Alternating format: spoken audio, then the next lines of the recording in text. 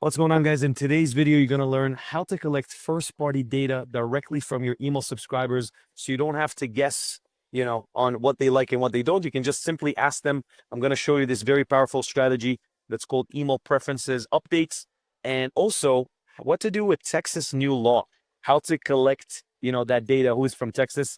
We're also going to see how we implement that question inside of this email preferences flow. For sake of privacy, I blurred out the name of the client. It was right here at the top, but this strategy would be applicable to any store pretty much. All right. One quick thing before I jump in, this is not going to be a how-to video. If you are interested in how to set it up technically, step-by-step in Klaviyo, drop me a comment down below. Let me know that you want to see how to set it up, and I'll make one for you guys. So jumping right in, what this thing is, first of all. So this is literally a page that exists already in your Klaviyo account, but many stores are not really utilizing it to the extent that they can, meaning it exists, but people don't really ask anybody to update it, right? And a lot of time what happens is people just never go through this page. So what we want to do is be proactive and send a campaign with a link to this page. And then this is what they see when they click the email. The email is something along the lines of like, hey, we care about your experience. Just click the button below. Let us know how often you want to hear from us and what content you want to hear from us, right? A, it's super mindful of your customers, so you don't just blast them whatever you think they're going to care about. And B, it also gives them the ability to control when they want to hear from you.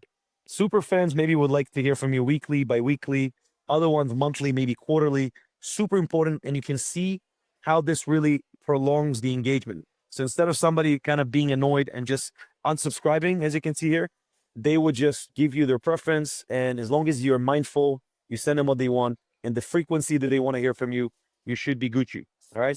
Now, this is also good for the new law in Texas, right? You can literally ask them for location if they're in Texas, because then it is a bit hard to really determine who is from Texas and who is not. Geolocation is 70% accurate, 60% accurate. It's not fully accurate.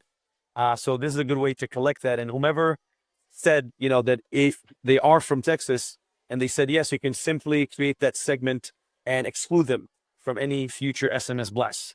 Also, you can collect birthdays. So if you have any, anniversary flows, like it's your birthday, you can send an email on their birthday a few days later to basically offer them a special birthday gift. So this is actually how you do that as well. And mainly the main gist is just updating as much information about your customers as possible. All right. So they're not just like another, flat email address, but a name, preferences. You can make this even a few more questions long. This is the bare minimum, how often and what type of content. You can add birthday, you can add a Texas, you can add anything that is relevant for you that can pretty much help you to improve your customer, shopping experience with your store online. All right. So if you have any questions, drop me a question in the comment section down below. This is day 5. We're like 85 days away from Black Friday, and I'm releasing videos every single day.